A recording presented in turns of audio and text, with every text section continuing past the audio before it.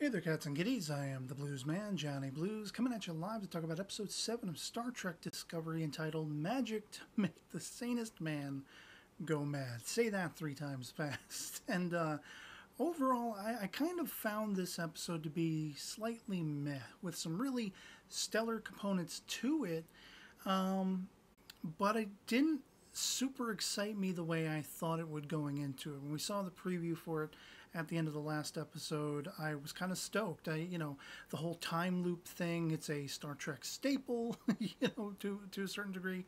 And I had expected to be really resounding watching this episode, and it just kind of, I don't know, there were aspects to it that petered out and I didn't really find as investing, like the whole party thing that starts us off. It was not so much like a party I would have expected from Star Trek as a CW, sort of teeny drama series or something like that. It was something cut straight out of one of those shows, stuff that I don't even bother watching. But I remember going all the way back to when I watched Smallville on the CW, then the WB. And, that kind of offset my mood a little bit. Just the contemporary music and everything like that. It's like, this is supposed to be the 23rd century, something like that. And they're still listening to contemporary music. That doesn't quite make sense to me. Not that everything has to be all highbrow operatic and classical music as it was in The Next Generation and things like that. I have long said, I would love to see like a rock and roll captain in Star Trek, somebody who falls back on like the 50s, 60s music that was indicative of the era that the original series was made in and that kind of stuff. That would be a cool little nod to that. And we kind of had that a little bit in First Contact with the film, the Next Generation film with the character of Zephyr Cochrane and such like that. But that kind of offset my mood just a little bit. And the whole, time travel aspect of it, the like 30-minute time loop, that I actually was fascinated by. And I really was enjoying the loop again and again and again, seeing these characters, the through line through which the whole episode was Stamets. And I loved that we had that sort of unique perspective where one of these characters is actually in on it from sort of the get-go, and Stamets is like kind of all over the place anyway now because of his attachment to the spore drive and everything, the mycelium network and all that kind of stuff. He's back guano to certain degrees because his mind is tapped into something existing beyond sort of just the corporeal, the way we perceive the fourth dimension of time and everything like that. So it's kind of on a higher plane, and he's able to, notice the differences and notice the similarities and the fact that they've gone through this loop over and over again. And so that was a sort of a unique perspective on the whole time loop thing. Where it was somewhat undermined to me was like they give it this MacGuffin, the time crystal or whatever. And I'm like, is this Krypton? Is this, calling back on Smallville, like the kind of stuff you'd see at a show like that, or in DC Comics lore from the Silver Age, like, it's a time crystal. It's a kind of kryptonite that can change time, or loop time, and all this kind of stuff. It just seemed a little bit far-fetched to me that, it's a crystal that's doing it, that's allowing Harry Mudd to do this, to re-loop time and, revisit this same event for the last half hour over and over and over again until he gets it perfect. And that to me was a little just, again, offsetting from the whole premise. But I took some notes that I'm going to be looking at off screen here as to things this episode reminded me of in Star Trek history. It specifically reminded me of the Next Generation episode, Cause and Effect, because of course that's going to be the most obvious go-to because it was involving a time loop, and eventually all of the characters would start piecing it together. They started having deja vu and everything like that, and this would eventually lead to their figuring out a way to communicate with themselves through the loop, through data. And that's all I'll say on that in case you haven't seen that particular episode, so you can go check it out. Again, it's Cause and Effect. I think it was season 5 of The Next Generation. And that was the most telltale as far as, being reminiscent in the fact that this was a time loop episode. But it also kind of reminded me of a couple of other episodes in TNG and Enterprise. One was from TNG, The Next Phase, which was an episode where Geordi LaForge and Ro Laren were thought killed. They were thought dead, but they weren't. They were, sort of incorporeal, made incorporeal, and they could like phase through things, and they were trying to constantly get the attention of everyone surrounding them and try to signal them to let them know they're still alive. That, you got to try to save them. You got to configure the technology, whatever it is, in order to bring them back because they're not really dead. And everybody's like, you know, there's a funerary procession going on, stuff like that.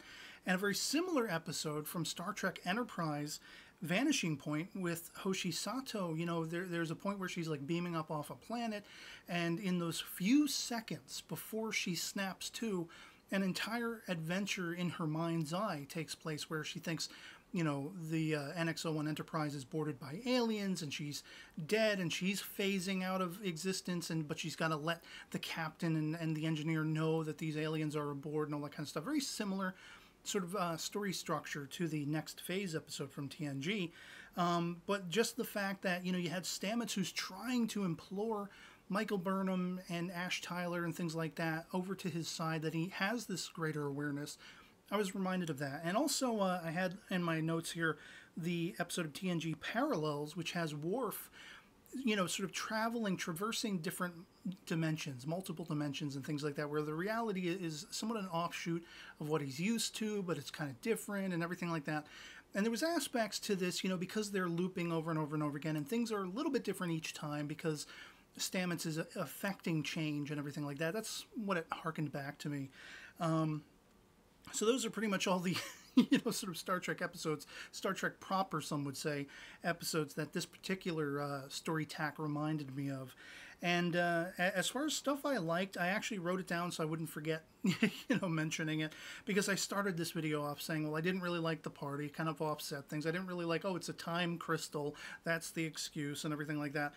The thing that I found for myself, for my own personal taste, was the sort of more exemplary aspect of this episode were the human moments, were the characterization moments, most specifically between Michael Burnham and Stamets when he asks her to dance in the corridor, and he's kind of sort of, he's been observing the dynamic between she and Ash Tyler, and I'm not sure I'm ready to buy or invest in that there's anything there. You know, between them. I mean, they like each other apparently. You know, you kind of got the tip of the hat when they were introduced at the end of the last episode that, okay, maybe there's going to be some kind of bond here forged between them, friendship or otherwise. I guess they're going the otherwise direction.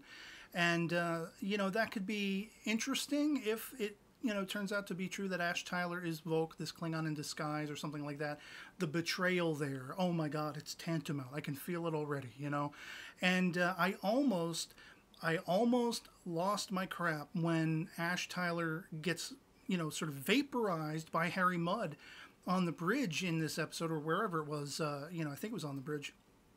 And I was almost like, now wouldn't that be awesome? If he actually died right then and there, and this whole sort of, you know, idea, this whole speculative sort of line of thinking that he might be a Klingon in disguise and all this stuff was for naught. Like, maybe he's not really a main character on the show. Maybe if they had killed him off, not only would it have given them big brass cojones, you know, and I would have been like 2 thumbs up just for the shock value of that.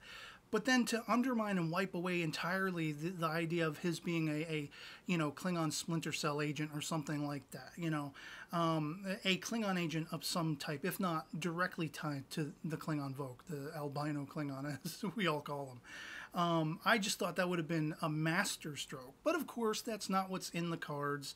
And so that whole dynamic between Burnham and Tyler, I don't know. It's not so much that it's like being paced so quickly. I don't know. I can't necessarily put my thumb on it. But I just feel like it's a plot contrivance, maybe. It doesn't feel natural necessarily. And a lot of Michael Burnham's character in this episode, a lot of the time I was almost taken out of her performance, you know, Sonequa Martin Green's performance as Michael Burnham, because of the awkwardness of her character. Now, I realize this is supposed to be the essence of what the character is going through. This is the first time she's ever really confronting the idea of interpersonal interconnectivity with other people, you know, other human beings, or possibly a Klingon in disguise. And she's never been in love. That says to me a lot more than she's never been in love. She's never felt investing in someone, or, you know, sort of taking down the walls that are sort of, you know, ironclad around her heart. She's never really, you know, been this exposed to emotions. I think even her entire, you know, 7 years or whatever it was on the Shenzhou, I think she was very reserved, and she was very much hearkening back to her Vulcan upbringing, And I think Captain Georgiou, part of their dynamic was it was kind of like the Captain Janeway 7 of 9 thing, where she's trying to bring her out. She's trying to, get her more closely in touch with her humanity. And I think that's what was going on with Michael Burnham. And so she's now, because that was cut short, she's now finding it almost on like a machine works, where like it's moving that much quicker with the demand of the things that, the crew of the Discovery are going through with the war. And, she says something about how the Discovery is like, it's the top of the line as far as, it's the flagship of the war movement, put it that way. It's the most industrial ship, the most powerful maybe, with its, scientific experimentations and things like that. They can get around sort of the usual warp drive and sneak into areas and all this kind of stuff. So it's like a sleeper agent ship, but that makes them that much more leaps and bounds ahead of the game than the Constitution classes of the day and all that kind of stuff. And so because of the repetition of that pace, having to streamline and just go at it and at it and at it, I think she's having to confront her emotions that much more. And so we see, I guess you could kind of buy a dynamic between she and Ash Tyler developing this quickly with that in mind, but it's just, I'd like to get a little more of a perspective as a viewer that some time has passed, that this is not something, they met last week or a few days ago and all of a sudden they're going to be bumping uglies next episode. I'd like to see a little more development. Not to say that relationships cannot be brought together that swiftly and that, sort of on a whim and everything like that. Of course, that is perfectly possible. It happens all the time and everything like that. More times than not for the worse. But, it's kind of because I'm like, where most people do not like the character of Michael Burnham, I'm pulling for her. I want to see her accomplish something. I want to see her redeem herself for herself, not her career, not, on the paperwork, on the dotted line that is, Starfleet and the Federation of Planets and all that kind of stuff. Not officially as part of a career, but for herself personally. I want to see her overcome her own reservations, her own demons, her own guilt, and her fears. I want to see her conquer her fears of becoming personally connected to people. Tilly is a character who has very much been, friendly toward her, and there's a rapport that's grown between them. And it's just kind of a shame with the pacing of the show that we don't see more of that. We've just kind of gotten a few little cherry-picked moments in the last few episodes that resoundingly tell us they've grown closer. We don't necessarily see it. We see little moments here and there, and it's like, oh, that's cool, whatever. But there's not so much a long-standing investment the way we would have in a Star Trek series proper, like a TNG or a Voyager or Deep Space Nine, that kind of stuff, Enterprise even, where we have time to let these characters breathe and find themselves and grow together. And so I guess that's another aspect, sort of a down note aspect, to Discovery on whole, but this episode, I just feel like everything was moving so quickly. And the only, the reason why I say the dynamic going on between Stamets and Burnham was so resounding is because he has an excuse. He has the time loop. He's going through this again and again and again and again. So, he's coming to that over time. It's kind of like the Groundhog Day effect for Stamets. And so that I could palate, that I could, tolerate and everything like that. I would like to see if, Burnham and Ash Tyler are going to be a thing, I'd like to see them growing and developing a little more, spending some time together. Whether on the holographic sort of shooting range or whatever, going down on an away team mission or something like that, whatever it is. I'd like to see some more of their off-duty time together and getting to know each other and developing it that way. So yeah, I also wrote in my notes the whole Harry Mudd thing. I loved seeing Harry Mudd back. He was my favorite part of his first appearance episode, and I really enjoyed him in this episode as well. I have to say, I know a lot of people are probably going to take issue with the fact that he was ruthlessly killing innocent Starfleet personnel and everything, including Lorca. He apparently killed them again and again and again and again. And some people are going to say, well, that's a modern take on him. That's not consistent at all, But I would argue, I will take devil's advocate on this, because I thought it was actually very consistent with the Harry Mudd we have in the original series, in that in his 2 appearances in the original series, he had a sort of cutthroat, vengeance tack pointedly at Captain Kirk. he wanted to undermine Kirk and take over command of the Enterprise twice. He wanted to do this twice. And he would have done anything to achieve that goal. He was willing to strand the entirety of the crew on a planet of androids, and whisk away with the Enterprise in his second appearance in the original series. The only thing that is slightly different is that in this episode, he has a phaser and he's pointing it at people and disintegrating them, shooting them, vaporizing them, whatever you want to say. And the thing I was chiefly reminded of about that whole aspect, again, bearing in mind this is kind of like the Groundhog Day effect. He knows no matter how many people he brutally murders, it's not going to stay that way. He knows it. It's like playing a video game over and over and over again to master it. I was specifically thinking of my own experiences with the Metal Gear Solid gaming franchise, where I would play it again and again and again to the point where I would know all of the troop movements, the way he did, the way he was skirting stealthily around the Discovery, and knowing, this personnel is going to walk this way and I'm going to go around that corner, and, I'm going to step off to the side when this guard comes past or this, crew person comes by. It was very similar to that. And then the boss fights, you'd have it down to a science because you could predict certain movements that the boss would make in those fights. And that was very much what it was like. It was much more like a video game, the repetition of playing a video game over and over and over again to master it, to be able to get like a full 100% complete by the end through your, 90th playthrough, something like that. And we don't know exactly how many times this happened. It was enough to nauseate Stamets. That's saying something. So it was that much more resounding to me that this is the true blood Harry Mudd that we know from the original series. This is the precursor to that. And he's even aligned back up with Stella. I like that, I was hoping they weren't just name-checking her for the sake of waving that banner in front of Trekkie's faces, like, oh, we know he has Stella and, whatever like that. I wasn't expecting, and I was pleasantly, thoroughly thrilled and surprised that in the end they brought in Stella and her father, by the way, to catch up with Harry Mudd. And this is what he's needing to escape from. He was already running from her to begin with. But then, it gives you that much more sort of an idea of what he was trying to get away from in the original series episode, where you see he made like an android version of her that he could talk back to, because she was domineering. We see her come up and grab him by the shirt, and practically choking him in a chokehold, onto the lapels of his shirt.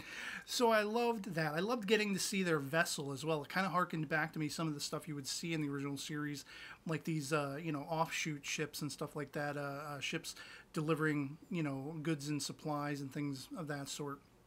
And so I thought that was a really cool touch to bring it all back around again like that in the end, and to not only be name-checking Stella, but we actually got to see her. We got to meet her and see the precursor sort of effect that he's trying to get the hell away from by the original series' 2 appearances, which I think is like, 10 years later, something like that. I don't know. He's a little bit balder. He's put on a little bit more weight. And the last thing he wants to do is be in any way, shape, or form attached by the hip to Stella anymore by that time. And now we see why. Even the father was a pip, Oh, we're going to settle all your debts, but I'm only doing this for my daughter, you scumbag, like I was dying. And so that's the episode on the whole. That's all of my notes. The things it reminded me of. Overall, I would say my sort of, I'm not going to give it a numerical rating, but I will say overall this episode was meh with some really, really cool stuff in it. The time loop thing I was really invested in and really digging. I'm a time travel fan when it comes to science fiction. The Time Machine being my all-time favorite written novel, as well as my all-time favorite film, the George Pal film, adaptation of the H.G. Wells novel classic, and such like that. Time travel is something I'm always fascinated by, and I'm always interested to see how they're going to approach it, especially in a Star Trek format, because I love Star Trek. And in this case, I really loved the unique spin that somebody from right out of the gate was picking up on it, that being Stamets. We didn't need these characters to go through this loop, a few times before they pieced it together. He knew from the get-go. And it was just a matter of him convincing the other characters.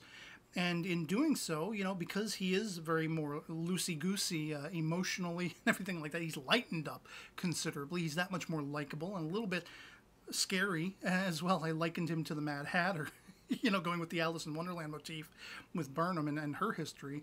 You know, even though he's a little bit scary, I like him that much more that he has loosened up and he is more approachable. And that's what made that moment with he and Burnham in the corridor with their dance that much more, you know, sort of relatable, that much more connecting to me, investing to me. And even though, again, I have reservations about her, you know, getting hooked up with Ash Tyler, I guess that's the way it's going to go. And it'll probably just build up to that essence of betrayal to come later. Unless one of these other characters is like a Klingon agent, you know, Tilly, for all we know, something like that, which will completely be blindsiding. And I'd be that much more for it if that's the case, rather than Ash Tyler. But, you know, whatever happens, happens. I'm going to be interested to see how their relationship develops. Hopefully it'll be something they take a little more time with, give it a little more breathing room. And so it has a little bit more of a realism to it than this very quickly paced, oh, they just met and now they're already sort of, let's dance, let's hook up, let's kiss and everything like that. And which they did get, but of course, I guess Ash didn't know that in the end because, of course, he's like, oh, well, we missed our first kiss or something like that. I don't know if he meant by that line that he was told about it by Stamets and, oh, I guess because we don't remember it, we sort of air quotes missed it, or did he not know that they kissed and it was just sort of a wink, wink, nudge, nudge to the audience? Oh, he doesn't know that they kissed. We know, you don't, you know, I don't know. It's open to interpretation, I guess. And so, yeah, as far as this episode goes with this crazy title, Magic to Make the Sanest Man Go Mad. I'm looking at my notes again because I would not have remembered that. That's my thoughts on it. I'd love to hear from you guys in the comments below what you thought of this particular episode, whether you found it resoundingly awesome, the best episode of Star Trek Discovery yet, whether you found it to be a complete waste of 47 minutes or whatever was the length of the episode, 47 minutes, whether you thought it was just complete and utter garbage. Anything goes in the comments below. But, you know, if you're just an out-and-out Discovery hater, I don't really have much to converse with you about because I'm giving this show a chance. I'm enjoying it for the most part, and I'm just going to come at you with the brass tacks truth of how I, you know, hold these episodes, what impression I get on them, what I think of them in the end, and not speaking to anyone else's preconceptions, just my own reaction to it. And so that's what I want from you guys. I want to hear your true, honest-to-God reaction to this particular episode, to the show on a whole. Whatever you want to share with me in the comments is always welcome. As long as we have a great, respectable conversation, that's what this is all about, the topic of talk. And so, yeah, otherwise, that'll be pretty much it for me on this. Hope this video finds you well, and I'll catch you all later. Peace.